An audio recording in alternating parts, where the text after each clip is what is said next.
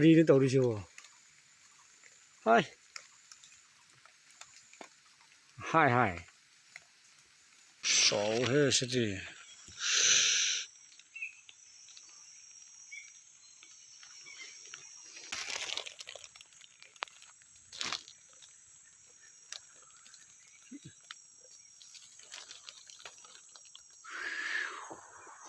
Hello ma'am, nasisu jingum khati ba chatluge khomthokpi nanju thagat khrabna do nasi hojikti thiu chatluge ai thantani chatlise kaida leiramgadra khangde nongsu tabnina dress tu yengo pakcham loire he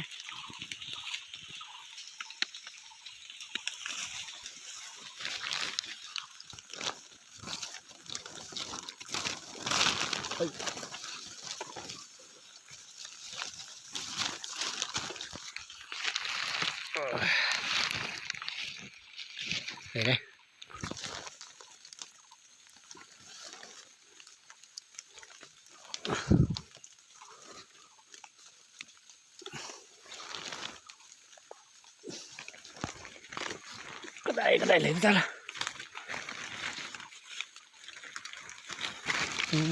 Una tamnara punsini sakhangna daba. Như phải ăn chỉ năng nhá. Cái này tàu đi.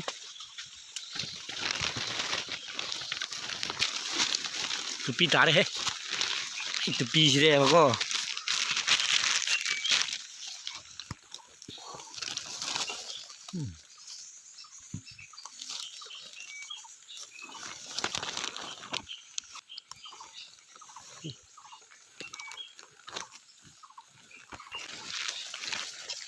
Xin chào hết. Bữa nay chính khi bên tôi không tắt là cái này đấy.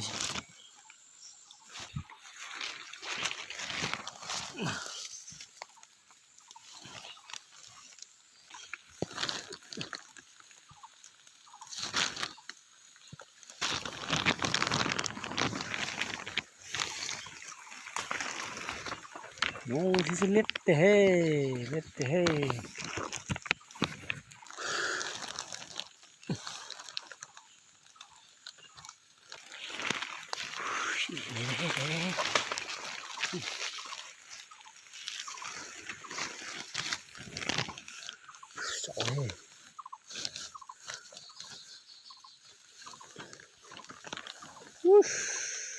Sổ đi không?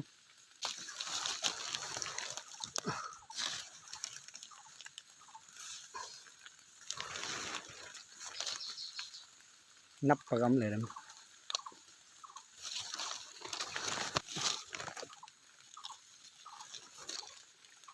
Xí hết.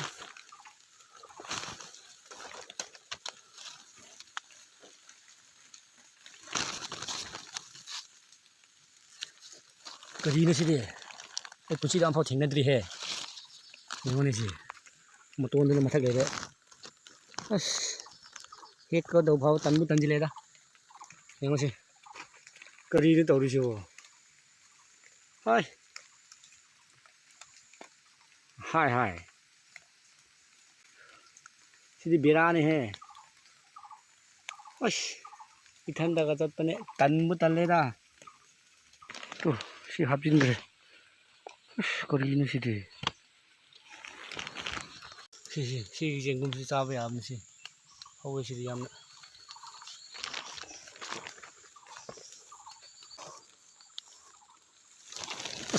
Chết rồi.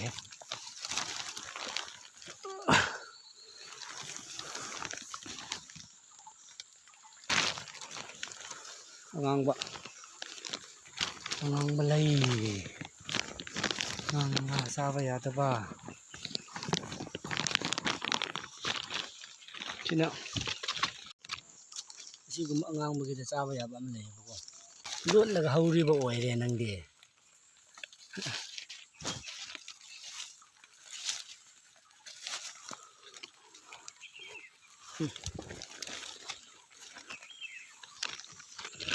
ตัวกาเสียงสูงเสียง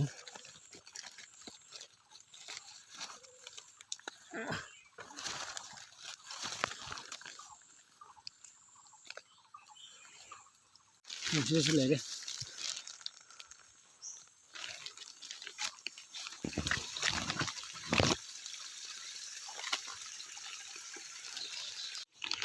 Mèo miếng cô làm biết một pan đừng tự lấy gì kìa mức sữa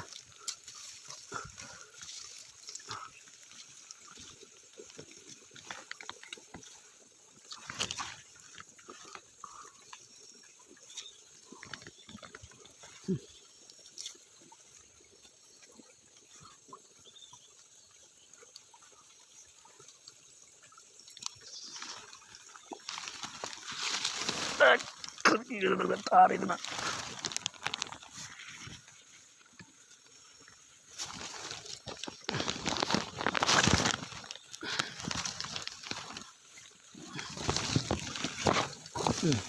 Wow.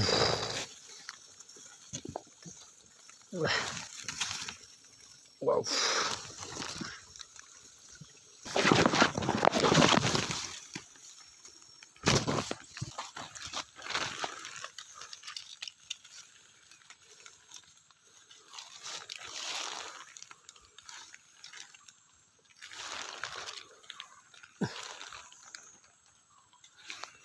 Có mari mức nan thôi.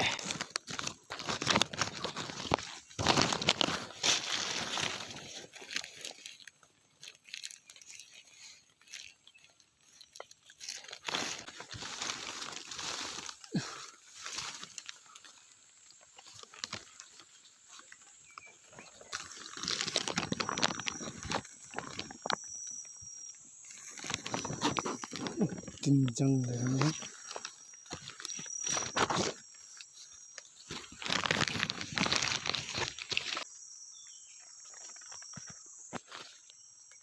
Nam hậu bây giờ gan này, cái gan bột bột đó, anh em hậu rầm bớt, xin không xin, được cái gì đấy, mình là phát này biết mà này, rồi là sao, mà phô, xuống làm đây,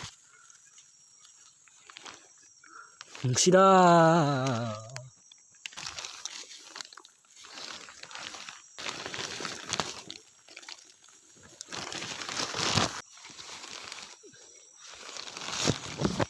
Nó不是啥不的啊，那些是啥零的？地震。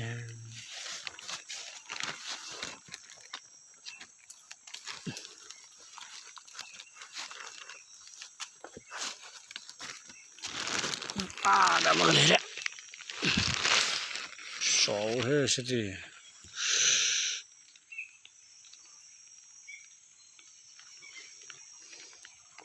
Udah ini udah. Dah mana dah.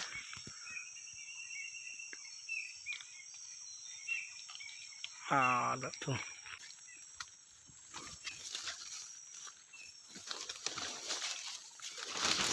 Uish, di nanti he. Siapa ya nanti? Uish, kan hau he. Yang mày bém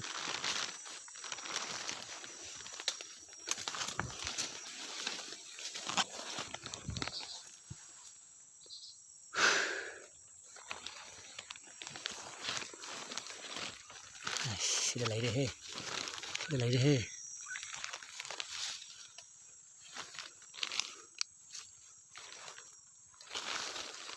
xin lấy đây he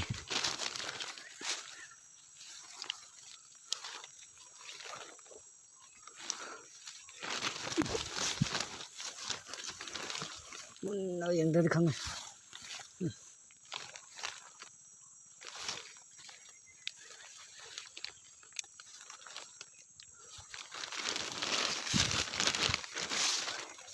xí xí lấy đâu mãi đấy tệ cái này cứ sâu vào ngọc tệ xí đây sao giờ tụi mình thế này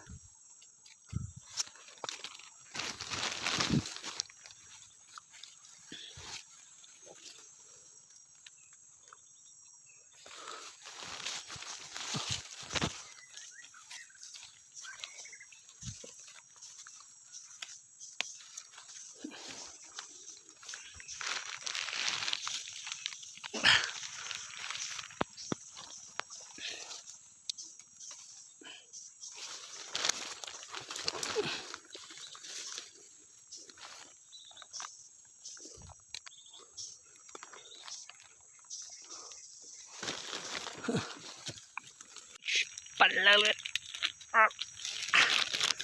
ดูจุ่มจิเลยฮะ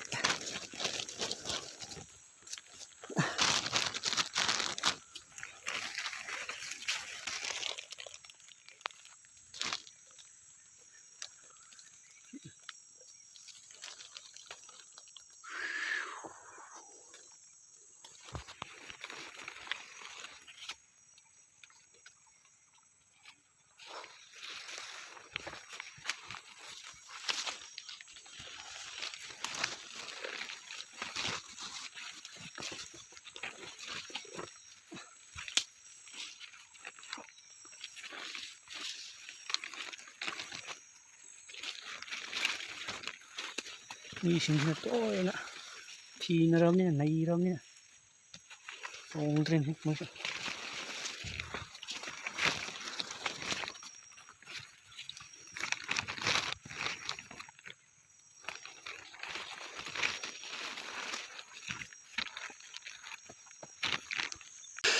สาสารดูดิให้ดิน้องกาบนี่นะหัวคันก็ใช้ไปน้องเต่านี่มัมนะก็มัมไปเนี่ยคันนะก็จัดไปเนี่ย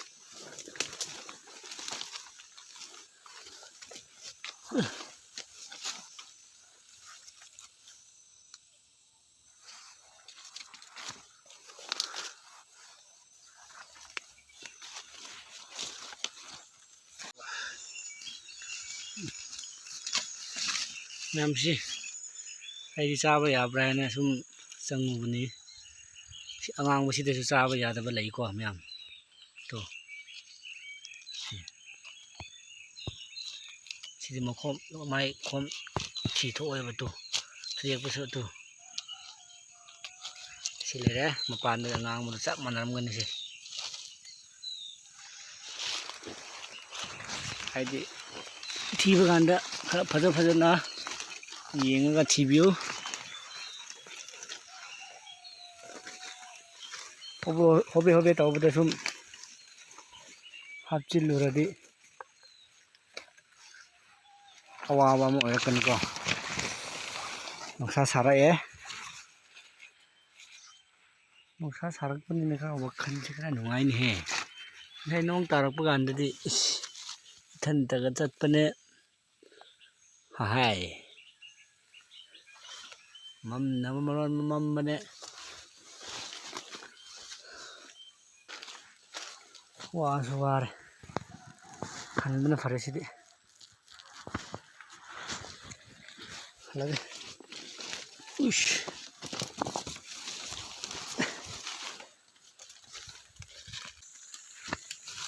กางจิกปนลอยเลยสีตัวนี้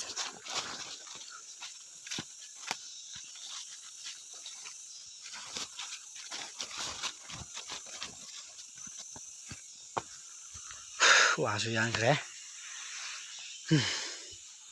หันหลังกันไหม